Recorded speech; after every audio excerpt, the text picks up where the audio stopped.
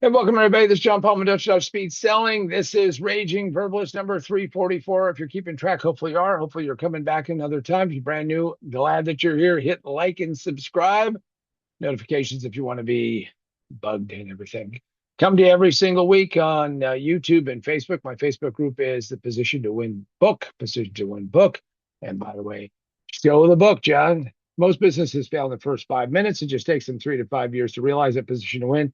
Check it out. Get it anywhere that you get books. You can get it physically at Amazon, Barnes and Noble, Books a Million, any other place you get physical books, or you can come to my website, positiontowinbook.com, positiontowinbook.com. Also, you can get it digitally, Kindle, Nook, Apple iBooks, and all the rest of that. Okay, so don't dive much into politics, but this topic has just driven me to distraction. I am going to cover it because I am very impassioned about it, because we're going to cover one of the most incredible levels of idiocy, stupidity, and downright recklessness that's going on. And what is it? Well, the current debate in the United States about data centers and AI. These have become the boogeyman of a bunch of half-witted, crazy people who do not understand that technology, first off, is going to continue to move forward no matter what their opinion is. Well, let's just shut it down. Number two is that we live in a global world. And that means that, if they don't know that by now, then they're just not that bright. Because, see, if you went to college and got some kind of degree, any kind of degree, and you lack the critical reasoning skills to understand that AI isn't an aberrant one-off, that it isn't a hey, let's get there and someday, no, the AI tsunami has arrived, and it is not going to go away, and it is not going to be stopped because some idiots say, well, I don't think so. That they are following a tried and true moronic mindset, which is called the Luddites. And these are why I call it the modern Luddites or the current Luddites. And this goes back to the early 1800s in England when a mob wanted to stop the progress of the Industrial Revolution. Look at how many jobs are going to be lost. Look at what's going to happen. Not that it didn't create massive amounts of wealth, and in spite of everybody saying, well, yeah, but some people got really rich, except that people could buy things for so much less. We have seen huge price drops. I know everybody goes, well, geez, John, there's an affordability crisis. Have you looked at what it costs to buy X, and whatever X is? Cost of computing cycles are cheaper. Well, hey, memory is up. Yeah, guess what? Yeah, memory is up. Yeah, roll with it. I've seen these trends go on for a number of years during my many decades of selling high tech.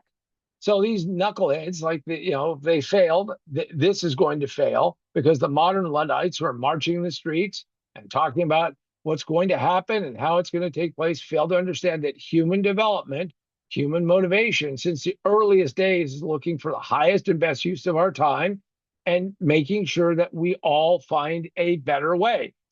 Tell me why anybody would want to go back in time. Well, they do, because demanding that we have no progress or we pause, as if you can pause the march of something this powerful, without a doubt, is some of the dumbest thinking, if you could ever even call it thinking. It's just dumb. Oh, by the way, sure, we're going to pause. Yeah, China will pause.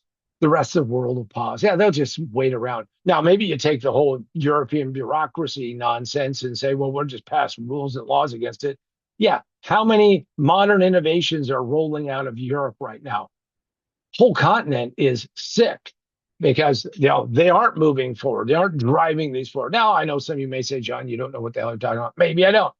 But see, this coalition of environmentalists and unions is really an odd duck, to say the least, thinking that they can somehow prevent this movement forward by which, hey, we need to have a mechanism to guarantee jobs to build cars or whatever else unions do. I mean, this preservation of their jobs and labor is not going to happen.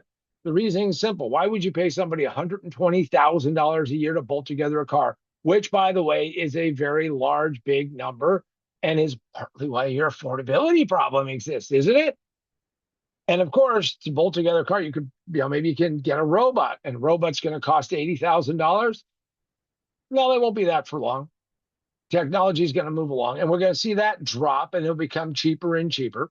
And that's going to be a good thing for people because see, doing low level tasks is not life affirming. And by the way, when I see all these people who have lots of time to go out and protest, and by the way, they're getting paid by somebody, say, well, yeah, but we got to save the workers. What the hell do you actually do? What work do you actually do?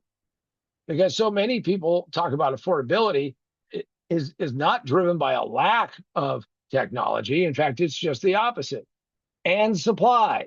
When supply goes up, prices go down. The laws of supply and demand are not going to be repealed anytime soon. They're almost like the law of physics. And as I always say, blame Newton, that son of a bitch. He screwed up our fantasy world about what we want to do.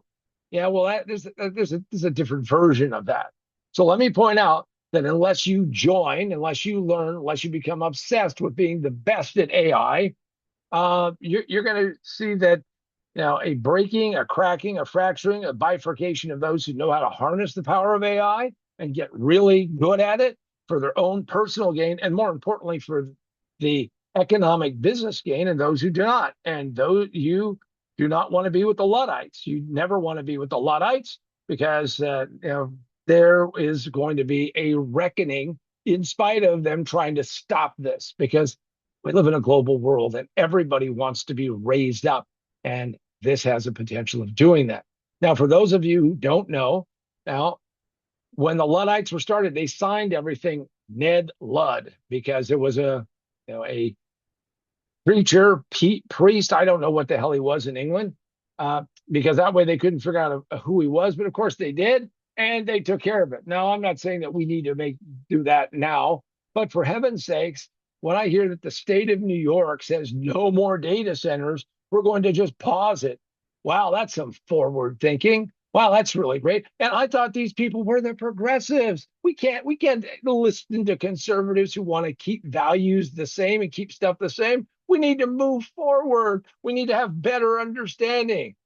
So why don't they just say no to no more calculus? Calculus is a bitch. It's, we'll just outlaw it because they're too doggone hard, for heaven's sakes. Well, if we don't build them here, data centers, they're going to be built somewhere. Canada, perfect place to build tons of them. They're going to get the money there. But the question is, should we build them smarter? We already are building them smarter than ever before. We already know what we need to do. And by the way, every person who uses the internet, that means all of you Luddites, all of you modern Luddites, are in fact using data centers now, because call it what you will, it's racks and racks and racks of computers. And that's the way the world's been progressing for quite some time. If you don't want to participate, turn off your smartphone, quit using DoorDash and Uber Eats and Amazon, and think about all the people that they put out of business. Think about all the small businesses that got run over because of this internet thing, because the internet was a serial killer. It's so embedded right now that I don't even think people could even live without. I was thinking about the fact that you could go out and do what I'm doing on YouTube. Wow, think about how this was almost like impossible at a certain point in time. And now, well, here we are. So my belief is that those who want to oppose it, those who waste any time on this, are in fact not ready to compete in the global world. And that is, and which is clearly not going to wait for them. The world does not care one iota, one bit, one twit, any of that stuff about your feelings or your opinions or your whining or moaning. So if you want to be stupid, you want to stop progress, go on and do it. However, don't do it selectively. I say do it all the way. Make sure you do it all the way, because it's time to go back. Start burning dung. By the way, dung has very high BTU content. It's good because that's the smartest thing you could possibly do, right? Oh, wait, it's going to pollute the planet. Yeah, no. So all I can say is thank you for joining me on this special edition of Raging Verbalist, in which I am totally convinced that the morons, the idiots, and the Luddites cannot win if we are going to be competitive in this highly accelerated world. And if you don't believe me, then you're going to get your ass handed to you and get it kicked, and kicked hard. Because I can tell you one thing, I am preparing to be part of the AI world, because I have seen what it can do and how it can change my life for the better, and my clients' lives for the better, and the businesses I'm involved with for the better. And I'm going to tell you, for all of you knuckleheads who want to stop it, well, Go live in that world if you want, because it's not a bigger, expanding world. Because you scarcity freaks are going to live in a world where nothing is better and more affordable. And with that, I am John Paul Mendocha, Dr. Speed Selling. This has been Raging Verbalist 344, and don't be a Luddite.